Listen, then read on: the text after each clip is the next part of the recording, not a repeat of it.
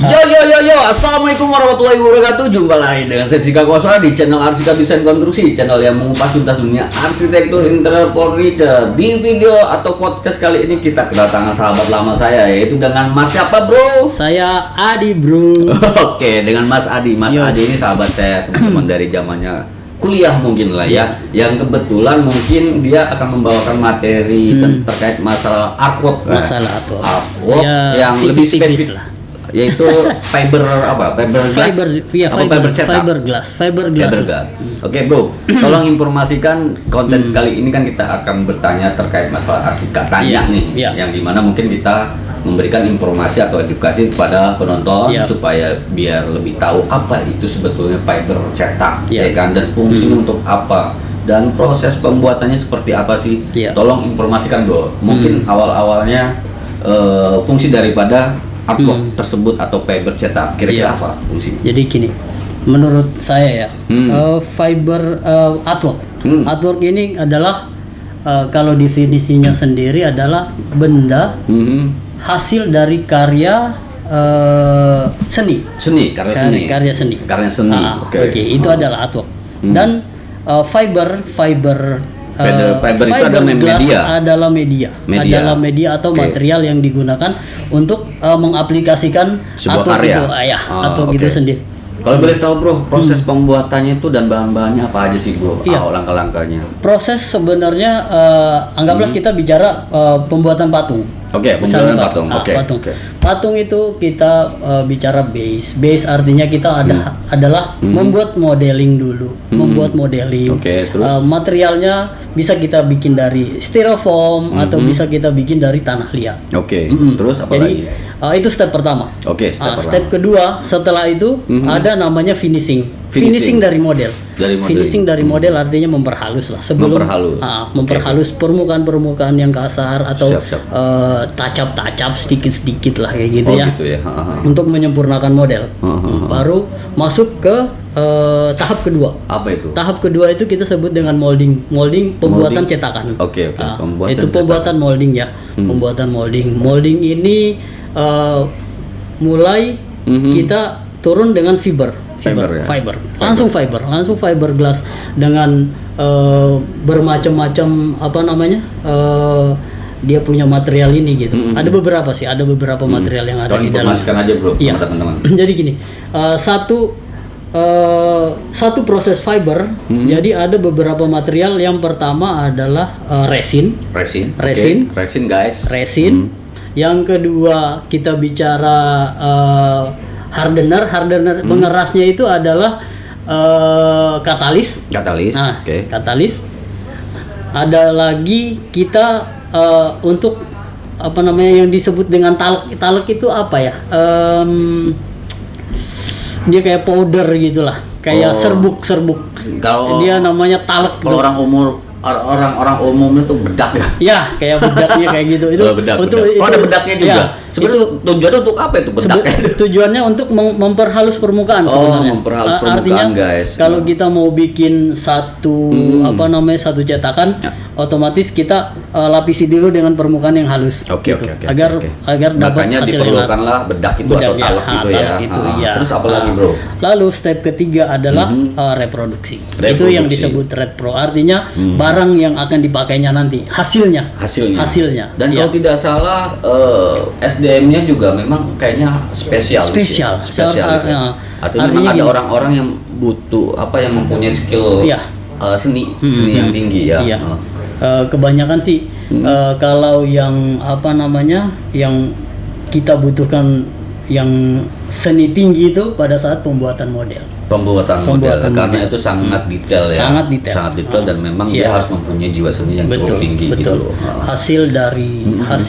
Hasilnya tergantung dari model kan. Model awal kita mau buat gimana, si senimannya sekuat apa karakternya, dia akan terlihat nanti di model kan, seperti itu. Makanya artwork ya. Kita bicara artwork. Terus apalagi, bro, yang kira-kira keunggulan dan kekurangannya? Tentunya pasti ada kelebihan dan kekurangan terkait masalah fiber cetak ini. Dan kalau boleh tahu biasanya diperuntukkan untuk outdoor apa indoor nih, bro? Jadi kalau untuk peruntukan bro, fiber ini apa namanya, artwork kebanyakan kita di area-area publik area supaya sedap dipandang ya, gitu.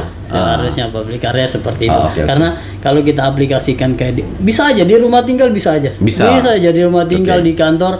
Cuman karena apa namanya, bicara artwork cost-nya terlalu tinggi, akhirnya apa namanya, hanya yang penggunanya apa namanya, masih komersil. Sifatnya komersil ya.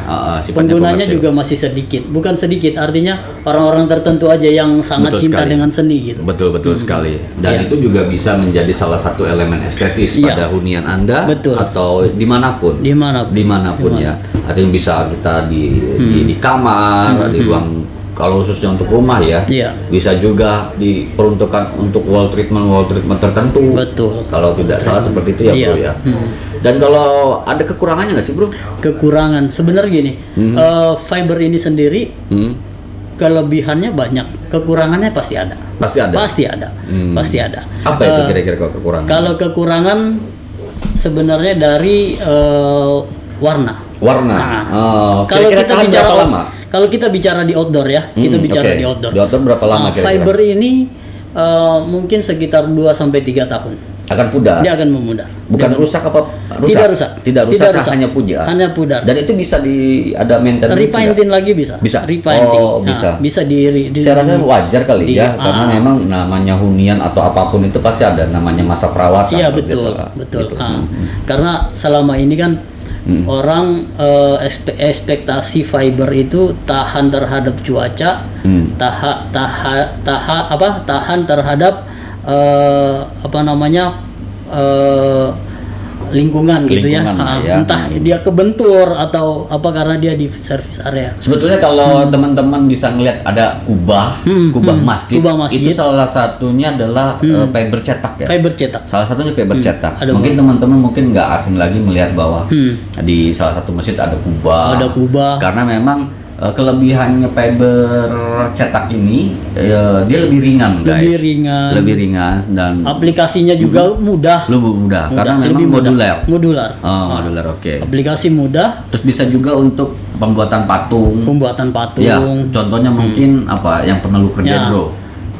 Patung yang paling besar pernah saya bikin mungkin patung Liberty. Itu di salah satu instansi terkait ya. Liberty itu. Berapa meter itu bro? Tinggi 13 meter. Wow, 13 meter. Iya. Nanti mungkin buat teman-teman kasih fotonya bro. Ya, akan kita kasih ya di bawah sini. Dan di samping apa di bawah terserah. Pokoknya dari kita kasih bukan proses tapi hasilnya kurang lebih. Ya, mulai dari 60% lah. Oke. Nanti kita akan berikan itu ya. Terus terkait masalah tadi kekurangan, kelebihannya apa bro? Ya, kelebihannya sendiri itu satu tadi ringan, mudah diaplikasi, dan customize tentunya. Customize. Lalu apa ya? Ringkas sih sebenarnya, ringkas. Kita mau bawa kemana aja itu gampang. Kita mau bikin sekecil apapun bisa. Istilahnya terus, gitu. Kalau boleh tahu contohnya umpama gini, ada sekitar bangunan, aku mau bikin sebuah fasad yang mungkin ada elemen estetisnya dari fiber. Itu proses pemasangannya rumit nggak sih? Proses pemasangannya sangat gampang sebenarnya. Sangat gampang. Oke. Terus mudah. Tidak ada. Artinya gini, semua kita cetak sesuai dengan kondisi yang ada di lapangan. Betul. Kemudahannya adalah kita tidak perlu bekerja langsung di lapangan. Kita bisa bekerja di workshop. Atau di pabrik. Kita bisa kerja di workshop. Lalu kita setelah selesai di workshop, pengesetan kita langsung install langsung jadi. Install langsung jadi. Artinya kita punya kelebihan satu kecepatan kerja dan kita tidak banyak biaya peralatan kerja dan sebagainya. Karena dengan lama kan? Betul sekali. Artinya sudah terpangkas waktu bekerja di lapangan gitu. Betul sekali. Kalau boleh tahu bro, kira-kira hitungannya tuh gimana sih, per meter atau apa sih, atau unit? Tergantung apa bagaimana? Fiber ini kalau dia bentuknya panel, ya bro, guys, itu kita bisa bicara meter persegi, harga meter persegi, dan tergantung artworknya pula gitu kan. Kesulitannya ya. Detail apa ornamen tersebut ya. Terus apa lagi, bro? Artinya gini, fiber ini apa namanya, bahan dasar fiber ini sangat gampang. Kita bisa bikin model apa aja. Apa saja yang rumit sekalipun bisa. Sangat bisa. Bisa bikin lu juga bisa ya, bro? Bikin gue aja bisa, bro. Bikin netizen aja yang mau komen juga bisa. Kita bikinkan patung. Artinya patung orang itu kan sebagai landmark, mungkin apa namanya, ikon sebagai ikon orang gitu. Banyak kita buat kayak gitu. Nggak harus orang sih sebetulnya, simbol-simbol yang mungkin bisa kita kerjakan gitu secara ya jiwa seninya lah, ibaratnya seperti itu ya. Banyak sekali yang bisa dibikin gitu. Bro, teman-teman jangan lupa kolom komentar pertama kita akan kasih hadiah ya, t-shirt Arsika Design. Cantumkan nomor telepon dan alamat yang lengkap. Jangan lupa ya, bantu kami untuk klik like, share, and subscribe tentunya. Lanjut bro, next kita lanjut ke tadi kan udah ada kekurangan dan kelebihan. Nah, terus proses kerja juga tidak begitu lama kan bro? Proses kerja tidak begitu lama. Tidak begitu lama. Cuman begini, proses kerja ini tergantung lagi sebetulnya detailnya. Tergantung detailnya. Tapi seharusnya proses yang lama itu bukan lama sebenarnya, butuh ketelitian tinggi pada saat pembuatan cetak pertama. Iya, bukan cetakan, pada saat pembuatan model awal. Modelingnya kan, modelingnya itu emang harus benar, kita butuh waktu. Tapi kita bukan artinya tidak mengeluhkan. Tidak itu. Kita tetap bisa di garis progres, di garis apa namanya, yang sudah di timeline. Ada timeline. Oke. Pasti. Dan biasanya karya-karya yang lu udah pernah bikin udah menjamur ya kayaknya sih, udah seluruh Indonesia ya. Mungkin ada di salah satu. Terima kasih Gaya Fine Art. Salah satu Pak Murdono. Terima kasih Pak. Bapak kita semua. Bapak kami semua. Iya. Salah satu seniman Indonesia yang cukup lumayan dikenal ya. Artinya sangat dikenal. Saya bukan tahu seni, tapi saya mengikuti proses seni ini dari beliau. Jadi sedikit adalah yang tertanam di benak gitu. Kalau kita sih lebih ngebahas bukan bicara tentang senimannya sebetulnya, lebih kepada produk seninya. Seni itu macam-macam. Ada yang dari ukiran, ada yang dari ini. Kebetulan kita bisa ada salah satunya fiber cetak. Dikategorikan mungkin pekerjaan seni ya. Nah, terus apa lagi bro? Selain tadi kekurangan, kelebihan, masalah waktu dan masalah kelemahannya tadi, masalah warna, cuaca, masalah estetika mungkin. Estetika juga. Kalau boleh tahu bro, terkait masalah desainnya, itu sebetulnya bisa custom atau memang dari pihak Gaya Artworknya yang mendesain atau bagaimana?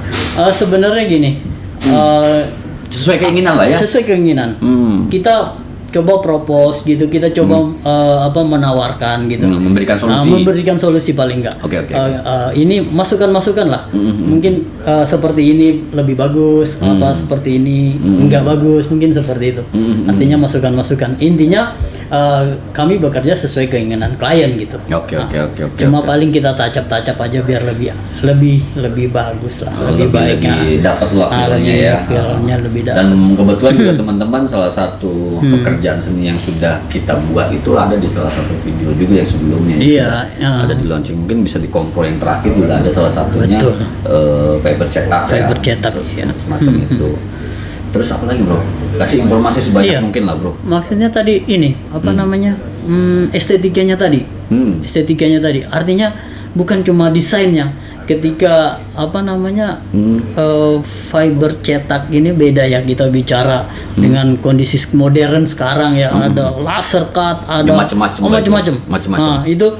Nah, kalau kita bicara artwork dari ini helmet murni ya. handmade murni. Artinya tidak terikat pada satu bentuk gitu kan. Kalau mesin yang bekerja kan dia lebih. Memang lebih rapi tapi lebih kaku sebetulnya.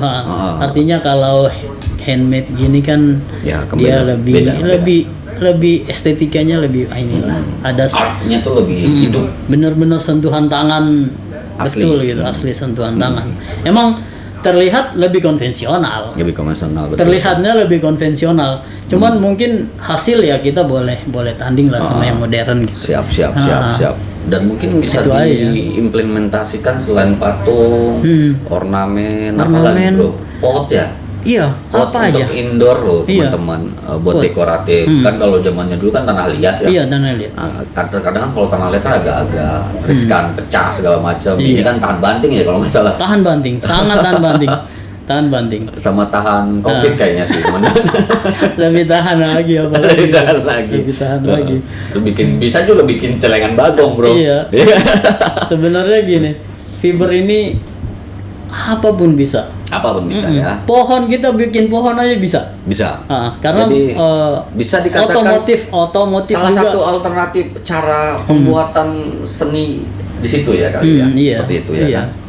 Artinya gini, mengaplikasikan benda seni itu emang lebih bagus dari fiber. Dari fiber. Ada sih kita juga beberapa ada GRC cetak juga, cuman nggak begitu baik terhadap di situasi yang lain gitu. Maksudnya di beberapa situasi tidak cocok gitu. Ada kelemahannya juga. Jadi lebih menyarankan memang fiber. Iya, fiber. Karena dari segi kekuatan segala macam ya. Iya. Lebih ini ya. Kalau GRC ini atau orang bilang di ini sih mungkin ini kali ya, ferro kali ya, lebih ke ferro semen. Lebih ke ferro ada semen. lagi itu berarti bro, macam-macam ya berarti ya. Bahan dasarnya hampir sama. Terus apa yang membedakan kenapa namanya ferro semen, kenapa GRC cetak, kenapa fiber? Jadi gini, sebenarnya materialnya aja sih yang beda sedikit. Beda sedikit. Karena penanganannya hampir sama. Penanganannya hampir sama, cuma beda material aja. Beda bahan lah ya, sedikit-sedikit tentunya. Makanya saya bilang fiber sih agak lebih unggul karena kita menang di public area. Public area kan orang banyak terbentur sini, bentur sana, masih oke. Kalau GRC ya gampang pecah, nggak gampang juga, tapi dengan benturan dibandingkan fiber, dibandingkan ya masih menang fiber. Iya, gitu masih menang fiber lah. Kayak di ornamen Islami juga bisa ya? Iya, ornamen Islami sangat baik. Di masjid-masjid teman-teman, ornamen Islami bisa salah satu penggunaan materialnya dengan menggunakan fiber ya. Iya. Kalau dari segi harga gimana bro? Lebih mahalan GRC, fiber kah atau ferro semen kah? Kalau harga sih sebenarnya lebih mahal sedikit. Lebih mahal sedikit. Beda tipis. Mungkin di beberapa kejadian lebih murah fiber. Lebih murah fiber. Contohnya masalah waktu atau masalah apa nih? Lebih murah fiber. Masalah waktu. Artinya kita lebih pekerjanya lebih sedikit. Kebersihannya juga lebih baik daripada kita main semen atau GRC. Gitu. Itu ramah lingkungan nggak sih bro? Bahan-bahan seperti itu dibandingkan GRC, dibandingkan itu? Sebenarnya gini, fiber ini sih emang kita akui karena dia dibuatnya untuk jangka panjang. Emang dia agak sulit didaur sama tanah itu agak sulit. Tapi kan memang digunakan ya, tidak dibuang begitu saja ya kan? Harus digunakan, tidak dibuang. Terus juga kalau dia hancur kemakan alam, istilahnya hancur benar-benar kayak kaca ini sih hampir gitu. Gitu. Tapi nggak punah ya? Nggak punah, nggak bisa punah seharusnya. Kalau begitu kita buat aja muka kita bro. Biar nggak punah. Mungkin belum ada riset juga sih sebenarnya, belum ada riset. Saya dapat sampai berapa puluh tahun bisa larut ke dalam tanahnya. Mungkin bisa dikatakan gini, ini adalah salah satu produk recommended juga ya. Recommended.